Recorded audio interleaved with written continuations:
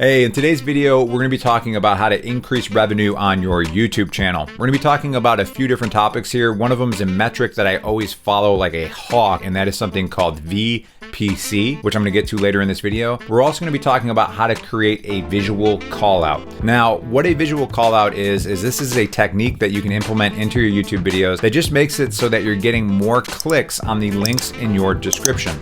So why don't I give you an example of what that looks like right now. So this particular video that you're seeing, you may be viewing it on a blog post. Maybe it's embedded on a blog post with the folks over at Genius Link, or you stumbled across it on YouTube. Now, if you happen to be watching it on YouTube, one of the things that I like to do is create a visual call out. So in this particular case, if you guys want to see 5 tips on how to grow revenue on your YouTube channel, you will find a link in the description of this video below, and that link will take you to a blog post over on Genius Link. So you'll have 4 more tips on how to grow revenue for your YouTube channel. So what you just saw is a visual call out. This is something that I don't see enough YouTube creators taking advantage of.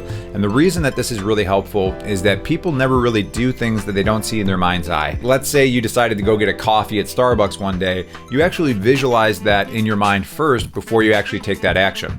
So when you are creating content on YouTube and you want people to click a link in the description below, one of the things that helps is to actually show this being done visually. So what you're doing is you're actually implanting an image of the action that you want them to take. So you're showing them what that link in the description below looks like. So a visual call out is super helpful for lowering your VPC. What VPC stands for is views per click. This is a metric that I follow very closely for my YouTube channel. And the reason being is on my particular channel, when I first ran this metric about a year ago, I discovered that for every 40 views, I would get 1 click on my YouTube videos. So what I've learned is if I can take that number from 40 views per click to 20 views per click, I literally double the amount of traffic that I'm sending to my affiliate partners, which in most cases means I'm going to double the amount of revenue that I earn from my videos. So I want to give you an example of how you can figure out your views per click metric. So what we're looking at here is a video I did. This is called the Ultimate Brava Oven Review. The Brava is a smart oven that cooks with light. It's pretty cool. And at about the 3:40 mark of this video, I actually do a visual call out in the video for telling people to click the link in the description below. Learn how to use it and all these things. So in the description of this video is an affiliate link. If you are looking to purchase the Brava oven, I will make a commission if you use my link, but you still get. So in this video, you just saw the visual call out, and then if you actually scroll down, you see a very similar looking description here. And this link that you see right here is actually a Genius Link. So the way that I track this is if I go into my Genius Link dashboard here, you see the same link right here. And what we're looking at is the data for the month of May. So you can see I had 62 total clicks. So it's really simple to figure out the VPC for this specific video for that month. All I would do is I would take the 790 views, I'm gonna put that in my calculator, and I'm gonna divide that by how many clicks I got that month. And you can see here I had 62 clicks. So divided by 62 equals 12.74. So now I know on that particular video, it is a 13 VPC metric. So 13 views per click is what I'm averaging on that video, which is pretty darn good. So what I would suggest doing is take your top 5 videos that are producing the majority of your affiliate income, and then just do a full month snapshot of how many views those videos did in that month, and then how many clicks those videos had that month. If you're not using a tool like Genius Link, you can find that click data usually in your affiliate accounts, but I find it so much easier to run everything through Genius Link because then I have a really clean dashboard where I can see everything in one place. So really quickly, I want to show you how I make these visual callouts. It's probably going to be a little bit different for you because you might be using a different editing software. When I'm using these kind of screen capture videos, I use a tool called ScreenFlow, which is specifically for Mac.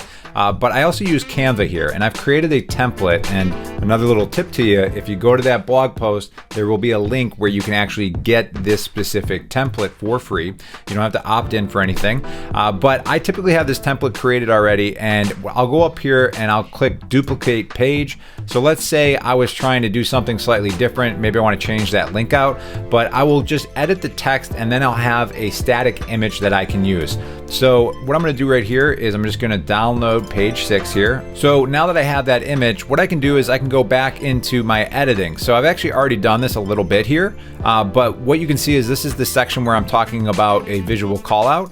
So I'm going to take my audio and my visual and I'm going to drop it down a little bit. And now what I'm going to do is I'm going to take that download that I just created, all right, and I'm going to put it right here. And now what I can see here is if I make this larger, And I'm kind of just redoing this for the sake of this video for you, but you can see now I have dropped this into the description below. I try and get it, you know, further to the right and then as large as I can get it so the text is pretty easy to see. So that is pretty good right there.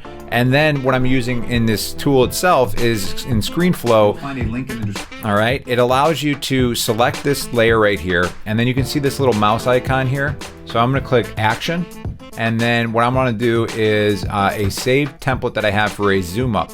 So what this allows me to do here is just simply drag the text right here, and that's gonna zoom it up. So if I hit play now, description of this video. All right, and then sometimes too, I'll play with this. Maybe I wanna zoom up a little bit further, but I don't want to go off the screen. Okay, perfect. So just like that. You'll find a link in the description of this video below, and that link will take you to a... So I've just made this longer, and I probably didn't mention this because this was already in here, but on ScreenFlow, it's very easy to do just like these little actions. So if I wanted to like minimize something and move it around, I can do that as well. Whatever, you know, screen editing software you're using, I'm sure you'll be able to do this, but really just make a static image on Canva. And again, on that blog post, I'll have a link that I'll share with you on a template that you can use to create these static kind of images that look like a description right in your video. So I always go a little bit back and forth on, you know, being creative or practical. You don't want to get so creative that you're losing people in your videos, but at the same time, the visual call out is really important. So something I'm starting to play around with my editor is doing a visual call out that is more of a pattern interruption. If you're not familiar with pattern interruption, that is exactly like it sounds. It's something that kind of surprises people and really re-engages their intention and imagination. So like I said before, if you do want that Canva template, that is available right here in the description below. So this is an effect that my editor did for me, kind of following it up with my hands. And why don't we just push that back down? But I would highly suggest checking out that blog post because you're gonna get 4 more free tips and that free template as well. So like I said, I can't help you with how to do that kind of edit. I don't think I'm that good with editing, but you can hire an editor because if you can get that views per click metric down, you're gonna earn more revenue on YouTube. So ideally on YouTube, you wanna prioritize your call to actions. You don't wanna give too many, but I'm actually gonna break my own rule here and give you a few more call to actions. So one of them is if you guys subscribe to this channel, the Passive Cabbage channel, the reason that it is named that is I wanna help 1,000 people earn $1,000 a month on YouTube, and I wanna do it within 1,000 days. So back here, this is a timer that I keep. Right now I have 922 days left as of recording this video. So if you guys are interested in earning more revenue on YouTube, please subscribe to the channel. And now the last thing I wanna talk about is a YouTube affiliate calculator. This is something that I created to help me kind of estimate how much money I can make on a video on YouTube before I make it. So this video right here is gonna walk you through that calculator. And that tool is the reason that I was able to go from making hundreds of dollars a month on YouTube to tens of thousands of dollars a month. So I'm gonna catch you in that next video.